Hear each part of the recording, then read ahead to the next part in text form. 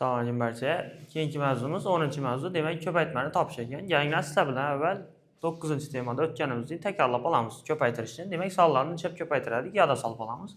Birinchi 73 ni 36 ga, ya'ni 2 kanal soni 2 kanal soni ko'paytirishimiz kerak ekan. 73 degan sonimizni va 36 degan sonimizni yozib olamiz. 73 ni 36 ga ko'paytiradigan bo'lsak, faqat 3 ni yo'qtab olamiz. 6 ni 3 ga va 6 ni 7 ga ko'paytirib olamiz. 6 3 18 ni 8 ga bir kallada 6 7 42 oddiy bilan 43 chiqadi ekan. Keyingisi 3 ni 6 raqamini yo'qtab qo'yamiz, faqat 3 ga ko'paytiramiz. 3 ni 3 ga ko'paytiramiz, 3 ni 7 ga ko'paytiramiz.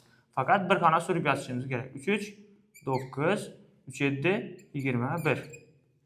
Yodda qo'yganimiz yo'q. Demak, ikkisini qo'shishimiz kerak. 8 ni teng deyishni bo'lmagani uchun qo'shiladi. 3 ga 9 ni qo'shsak 12 ni ikkisi bir yodda, o'nliklardan bir yodda, uni yuzliklarga qo'shib qo'yamiz. 4 ga 1 ni qo'shadigan bo'lsak 5 chiqadi, yodday bilan 6 bo'ladi. 2 ni faqat o'zi. Demak, 73 ni 36 ga ko'paytiradigan bo'lsak 2628 soni hosil bo'ladi ekan. 2628. Keyingi sonni ko'paytirishni ham ko'rib o'tamiz. Buni ham takrorlab 2 kanal sonni 3 kanal soni ko'paytirishimiz kerak. Avval yozib olamiz. Biza 10 ni almashtirib yozganimizda hech qanday qiymati yo'q. Ya'ni 3 ni 1 ga ko'paytirganim bilan 1 ni 3 ga ko'paytirganim ikkisi teng bo'ladi. Nachin desa bu ko'paytmalarning orqasi 3 ga 3 teng bo'ladi 3 ga. Bizlar ham shunday deb yozib olamiz. Ya'ni 213 ni ko'paytiramiz 43 ga. Ishimiz ansat bo'lishi uchun shunday deb yozib oldik. Ko'paytiradigan bo'lsak 4 ni yo'qtab qo'yamiz. 3 3 9 3 1 3 3 2 6 4 3 12 ni ikkisi bir xona surib yozamiz. 4 1 4 yodday bilan 5 4 2 8. Qo'shadigan bo'lsak ikkisini, demak 9 ni teng deyishni yo'q. 3 2 ni qo'shadigan bo'lsak 5, 6 ga 5 ni qo'shsak 11 ni 1, bir yodda buni 8 ustiga qo'shib qo'yamiz 9. Demak 9159 soni hosil bo'ladi ekan. 9159 soni hosil bo'ladi ekan. Endi 3 kanal sonni 3 kanal soni ko'paytirishni ko'rib o'tamiz. Ya'ni 536 ni ko'paytiramiz 343 ga.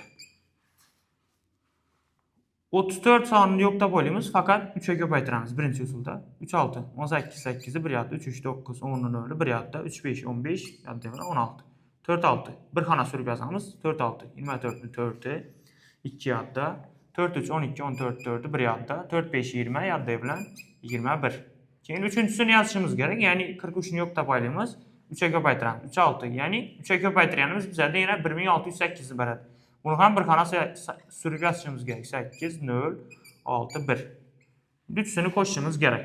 Ya'ni 8 0 ga 4 ni qo'shsak 4, 6 ga 4 ni qo'shsak 10, 18 bo'ladi. Bir yodda 2 ga 1 ni qo'shsak 2 yodda bilan 3 bo'ladi ekan. Keyingisi 2 6 ni qo'shsak 8, 1 ni o'zi. Demak 183848 soni hosil bo'ladi. 183848 soni hosil bo'ladi ekan bizlarda ko'paytirishda. Endi sizlar bilan demak o'nlik, yuzlik, mingliklarni ko'paytirishni ko'rib chiqamiz. Nechap ansat yo'l bilan ko'paytirsak bo'ladi. Masalan, 10 ni ko'paytiramiz 7 ga. Ansat yo'li 7 ni 1 ga ko'paytiramiz, faqat orqasına bir 0 qo'ysak bo'ldi. Demak 70 ekan. 10 ni 7 ga ko'paytirsak 70. Ko'paytirib ko'rsak 10 ko'paygan 7. 7 0 0 7 1 7. Demak 70 soni hosil bo'ladi.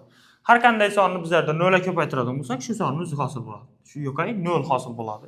Masalan, 7 ni 0 ga ko'paytirsak 0 hosil bo'ladi. 8 ni ham 0 ga ko'paytirsak 0 bo'ladi. 1375 ni ko'paytiradigan bo'lsak 0, demak bunda ham 0 hosil bo'ladi ekan. Endi har qanday sonni 1 ga ko'paytiradigan bo'lsak, shu sonni o'zi hosil bo'ladi. Masalan, 376 ni ko'paytiramiz 1 ga. Ya'ni 1 dan 376 ni qo'shib turibdi o'zini ko'rib. Faqat 376 bo'ladi ekan. Demak 376.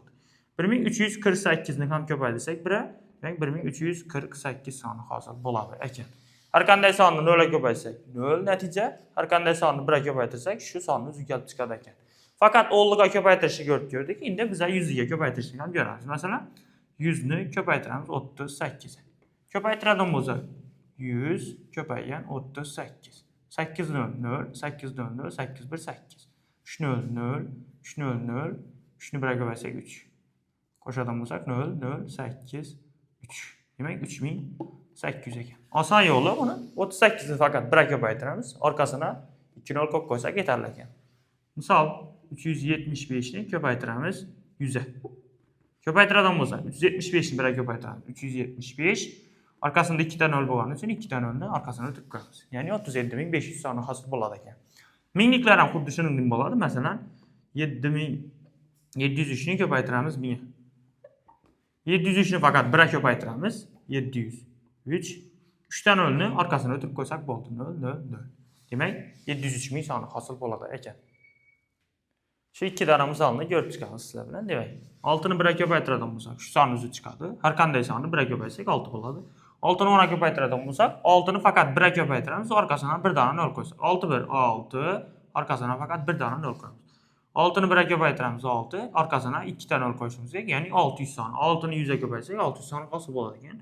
6'nı 1000'e köpaytirish uchun 6'nı faqat 1'e köpaytiramiz, 6 soni hosil bo'ladi. Faqat 3 tane 0'ni qo'yib qo'ysak bo'ldi arkasına. Ya'ni 6'nı 1000'e köpaytsak 6000 soni hosil bo'ladi ekan.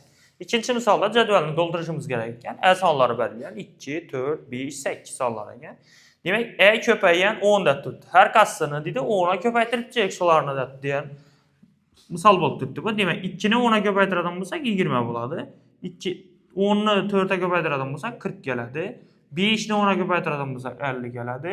8 ni 10 ga ko'paytiradigan bo'lsak 80.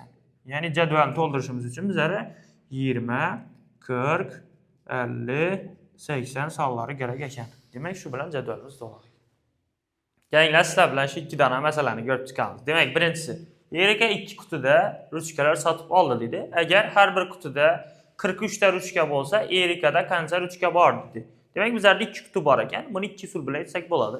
2 quti degani uchun bizlarda birinchi usuli 43 ta, ikkinchi usuli 43 ta ekan. Demak, 2 ta quti ekan. Ikkisini qo'shsak ham bo'ladi. 43 ga qo'shamiz 43 ni, ya'ni 86 ta. Buni ko'paytirish bilan yechadigan bo'lsak, bugungi mavzumiz ko'paytmani topish. Endi ko'paytirish bilan yechishimiz kerak. Buning uchun jetamiz. 43 ni 2 marta qo'shdim degani 43 ni ko'paytirdim 2 ga. Ya'ni 3 ni 2 ga ko'paytsak 6, 2 ni 4 ga ko'paytsak 8. 86 ikisinde ham natija 1 xil. Lekin bunda ishimiz osonroq bo'ladi. Mana unda sal vaqtimiz ko'proq ketib qoladi. İkinci misalga qaraydigan bo'lsak, Qandolat do'koni 5 ta katta idish, shisha idish sotib oldi deydi. Demak, shisha idishda katta shisha idish sotib oldi 5 ta. Har bir idishda 202 ta shirinlik bo'lsa, shu idishlarda qancha shirinlik bor deb qo'ydi. Demak, bir dona idishda 202 dona bor ekan. Bizlarda 5 ta katta idish bor ekan. Birinchisi 5 ta katta idish desak, bularni har qaysisida demak 202 tadan bor ekan. Bunda ham 202 ta, bunda ham 202 ta. Bunda ham 202, bunda ham 202, bunda ham 202. Ko'pchilik o'quvchilar shu yerda 202 ni 5 marta o'z-o'zina qo'shadidan vaqtini ko'proq olib qo'yadi. Lekin bu yerda ansat yo'li 202 ni biz 5 ga ko'paytirsak ham natija bir xil chiqadi ekan. Ya'ni 202 ni ko'paytiramiz 5 ga. 5 2 10 0, bir yoqda 5 0 yoqda bilan 1 5 2 10. Ya'ni bizlarda 1,010,000 ta shirinlik bor ekan. Общий 5 ta katta idishda 1,010,000 dona shirinlik bor ekan. Ko'pchilik o'quvchilar qo'shgan uchun shu vaqtda yanglishib ketishlari mumkin yoki vaqtini ko'p olib qo'yadi testlarda. Osonroq ishlash uchun 5 ga ko'paytirib qo'yamiz.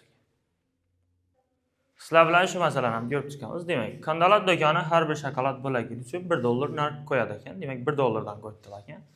Idishdagi shokolad eniga 3 dona, bo'yiga 2 ta bo'lakka bo'lindi. Demak, enini 3 dona ekan, bo'yini bu to'g'ri o'lchak shaklida ekan. Bundisini 3 bo'lakka bo'libdilar.